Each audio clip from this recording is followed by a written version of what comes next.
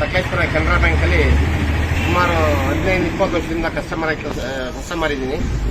Turn over ಇದೆ. ನಮ್ದೆಲ್ಲ coffee loan ಪ್ರತಿಯೊಂದು ರೈತನಾಗಿ ಎಲ್ಲ ಲೋನ್ ಅಲ್ಲಿ ಮಾಡ್ಕೊಂಡಿದ್ದೀನಿ. ಈ ಹಿಂದೆ ನಾನೊಂದು ಗಿರಿಧರ್ ಕಲ್ಲಾಪುರ ಅಂತ ಮ್ಯಾನೇಜರ್ ಇದ್ರು. ಅವರು 50,000 ರೂಪಾಯಿ ಒಂದು ಅಕೌಂಟ್ ಟರ್ನ್ ಓವರ್ ಮೇಲೆ ಲೋನ್ ಕೊಟ್ಟಿದ್ರು. ಅದನ್ನೆಲ್ಲ ಕಟ್ಟಿ ಕ್ಲಿಯರ್ ಮಾಡಿ 3-4 ತಿಂಗಳು ಆಗೋಗಿತ್ತು. ಲೋನ್ ಪೆಂಡಿಂಗ್ ಇರಲಿಲ್ಲ.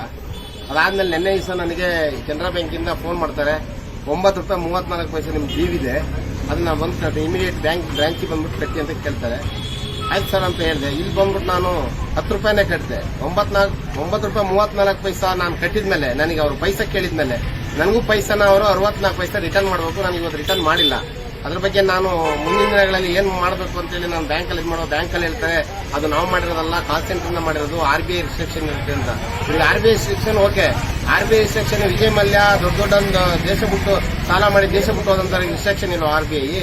ಅಂತವ್ರು ಬಿಟ್ಟು ಯಾವ ಪಾಪದ ಬಡ ರೈತರುಗಳಿಗೆ ಕೇವಲ 9 ರೂಪಾಯಿ 34 ಪೈಸಾ ಇವರು ಲೋನ್ ಡ್ಯೂ ಅಂತ ಪ್ರತಿ ದಿವಸ ಕಾಲ್ ಮಾಡಿ ಫೋನ್ ಮಾಡ್ತಿರ್ತಾರೆ.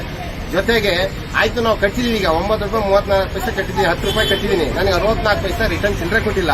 ಆ ಚಿಲ್ಲರೆ ಕೊಡಬೇಕು ಅಂತೇಳಿ ನಾನು ನ್ಯಾಯನ ಕೇಳ್ತಿದ್ದೀನಿ. ದಯಮಾಡಿ ಅದಕ್ಕೆ ಸಂಬಂಧಪಟ್ಟ ಬ್ಯಾಂಕ್ ಮೇಲಧಿಕಾರಿ ಇರ್ಬೋದು, ಸರ್ಕಾರ ಆಗ್ಬೋದು, ಇದ್ರ ಬಗ್ಗೆ ಗಮನ ಹರಿಸಿ ನನಗೆ 64 ಚಿಲ್ಲರೆ ವಾಪಸ್ ಕೊಡಬೇಕಂತ ಕೇಳ್ಕೊತೀನಿ.